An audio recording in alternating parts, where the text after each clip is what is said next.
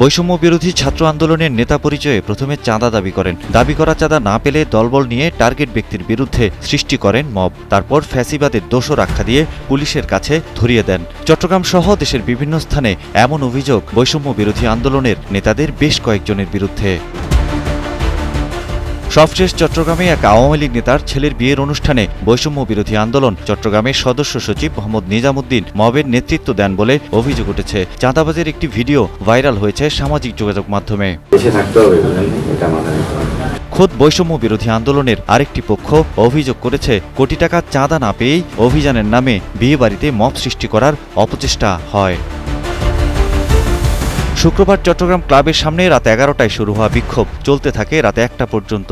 এক পর্যায়ে ঘটনাস্থলে পৌঁছে পরিস্থিতি নিয়ন্ত্রণের চেষ্টা করে কোতোয়ালি থানা পুলিশ। উপস্থিত হয় সেনা সদস্যরাও। এসব নিয়ে সামাজিক যোগাযোগ মাধ্যমে পোস্ট দেন বৈষম্য বিরোধী ছাত্র আন্দোলনের নেতা HM ওবায়দুর রহমান। পরে অবশ্য তিনি পোস্টটি মুছে ফেলেন। পোস্টে তিনি লেখেন, সারাদিন চাঁদা নিয়ে বার্গেনিং চলছিল, সন্ধ্যার মধ্যেই সব টাকা পে করার কথা ছিল, কিন্তু রাত 9টা পর্যন্ত পর্যাপ্ত টাকা পে না করায় বিষয়টি ফাঁস করে দেওয়া হয়। দাবিকৃত টাকার পরিমাণ ছিল 1 কোটি টাকা। এদিকে বৈষম্য বিরোধী ছাত্র আন্দোলন নেতা নিজামুদ্দিন গণমাধ্যমকে জানান, তার বিরুদ্ধে ওঠা অভিযোগ মিথ্যা ও বানোয়াট। এদিকে ঘটনার পর বৈষম্য বিরোধী ছাত্র আন্দোলনের চট্টগ্রাম নগর শাখার সদস্য সচিব নিজামুদ্দিনের পদ সাময়িকভাবে স্থগিত করেছে কেন্দ্রীয় কমিটি। স্থায়ীভাবে কেন বহিষ্কার করা হবে না এর ব্যাখ্যা দিতে 3 দিন সময় দেওয়া হয়েছে তাকে।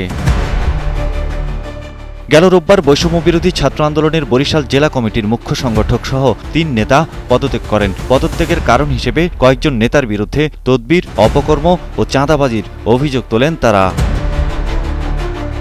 Desk report, Kaler Kantho.